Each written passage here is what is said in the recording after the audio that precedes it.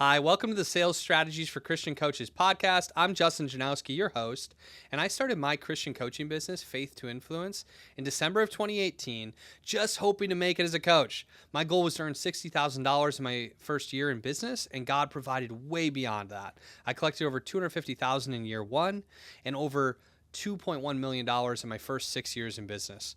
And I'm so grateful for what God has done. He's been so faithful to me.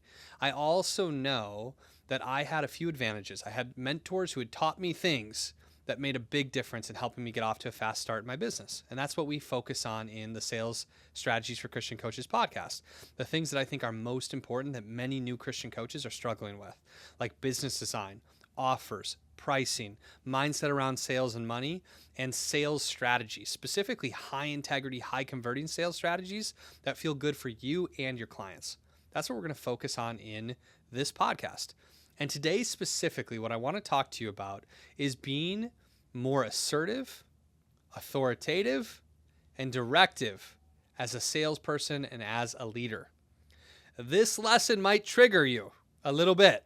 Some of you, even when you hear the words authoritative, directive, assertive, might already notice a part of you clenching up and being like, I don't know if I like that. I want you to know that every one of you listening to this podcast episode, every person who comes to this has a part of them that is assertive, that is a great leader, that God has placed a leadership voice in each of you. And of course, yours is going to sound different than mine. And I recognize that the version of like authority, leadership, assertiveness, directiveness that comes from a female voice might sound different than that comes from a masculine voice. The version that comes from someone who's younger might be different than that of somebody who's older. The version that comes through somebody who's analytical might be different than somebody who's more emotionally wired. All of us are different, and I want you to find your authentic leadership voice. I do, though, know that if we're going to be the best leaders we can possibly be on sales calls, coaching calls, and more with our clients, it's important for us to show up with a greater level of assertiveness, authority, and directiveness.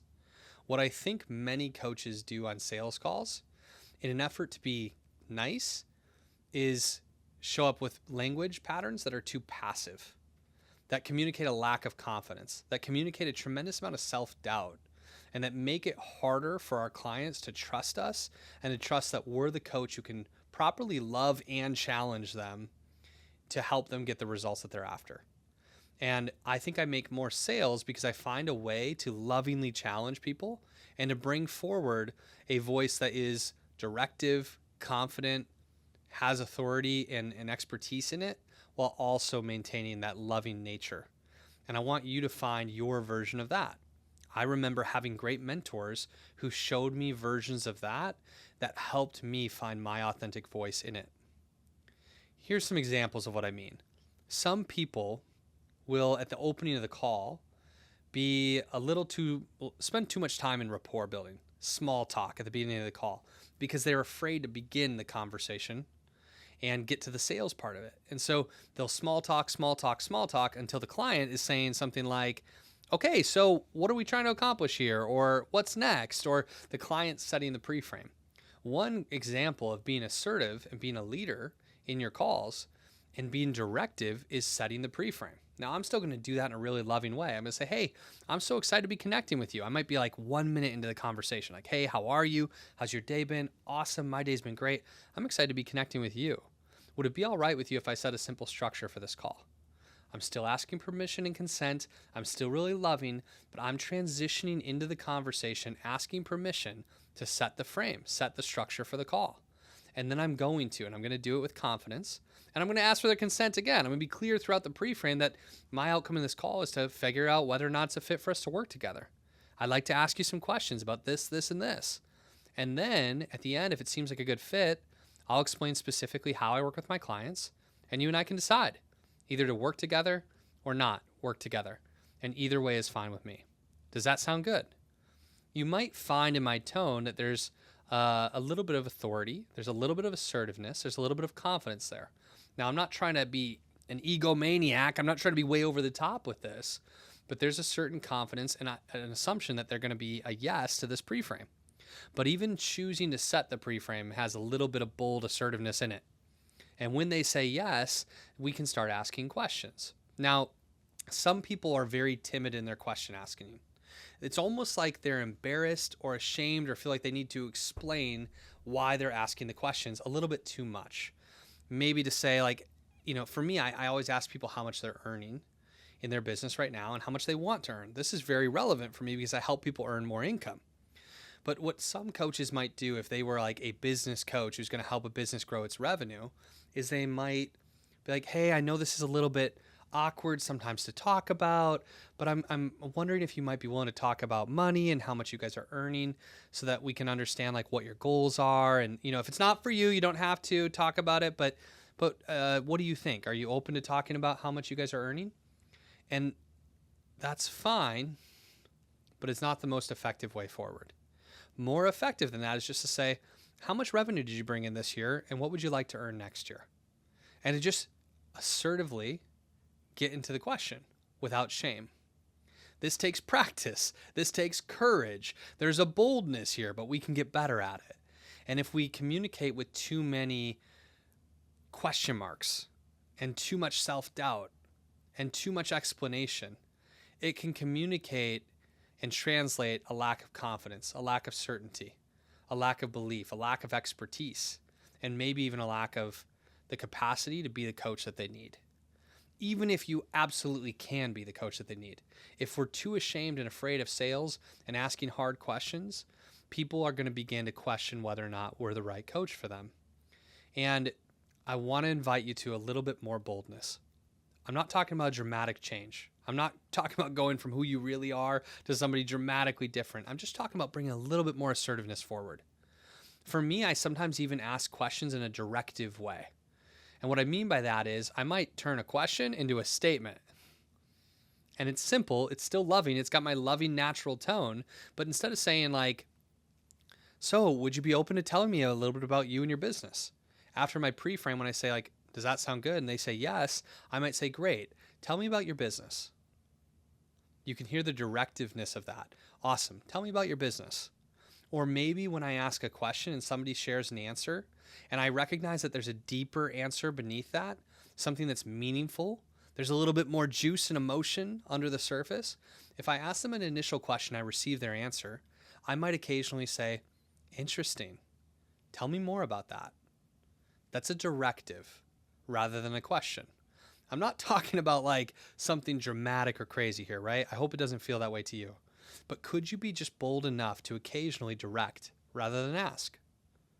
And say, tell me more about that. That's interesting. How long has that been going on? Why is that so important to you? Now, these are just questions now, right? But you can see going a few layers deeper in the conversation is a little bit more assertive. Asking why, not settling on the first answer. When we receive an objection, being curious about it instead of just assuming that the sale is over is really helpful. An assertive, directive kind of way to respond to an objection of like, oh, I need to talk to my spouse. Is to say, I totally get it. This is a big decision. I would talk to my spouse about this decision as well. Let me ask you a question though. Have you made your decision for you yet? If he says, whatever you think, babe, I trust you. Do you know what you want to do?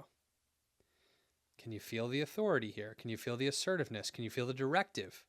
It's calm, it's loving, it's non-threatening, but there is an assertiveness to this response to the objection of I need to talk to my spouse versus just letting it go and be like, okay, cool. Well, let me know what they say. To say, awesome. Have you made your decision for you yet? If they say, whatever you think, babe, I trust you. Do you know what you want to do? There's an assertiveness there. Now, I prequel that by saying, prequel that? I don't know if that's really a phrase, but I precede that by saying, I totally get it. I'd talk to my spouse about this too. Let me ask you a question. Even that phrase, let me ask you a question, has a little bit of directiveness, a little bit of authority, a little bit of assertiveness here. I know that these words can feel threatening to some people. I want you to remove the threat from the word. Assertive, authoritative, expertise, directive. when done well in a loving context, all of these words, all of these ideas can be really healthy forms of strong leadership. And most of your ideal clients need a little bit more strength in your leadership, a little bit more assertiveness in your sales process, a little bit more challenge in your coaching process to actually get the results that they want and need in their businesses or their lives. This is your first calling to be more assertive, more directive, more authoritative on your calls. It shouldn't feel dramatically different than what you're already doing. It should probably feel 10 to 30% different than what you're doing right now. Slight shifts that can make a huge difference in how people feel when they're with you.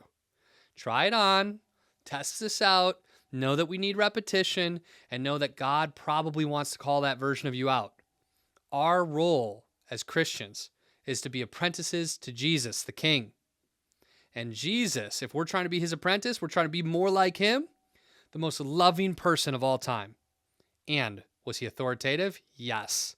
Was he assertive? Yes. Was he directive? Yes. Did he challenge people? Yes, absolutely. And we are called to learn his ways and be more like him. Let's do it in sales. Let's do it in coaching. Let's do it in leadership. Let's work at it.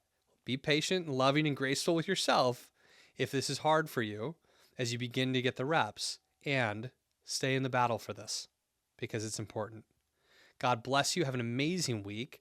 By the way, if you've got questions about this or you want to challenge this because it feels heavy or triggering for you, I welcome your feedback. I'd love to receive it. Feel free to send me an email, justin@faithtoinfluence.com. I'd love to hear your response to this important lesson. Have a great week. I'll talk to you soon.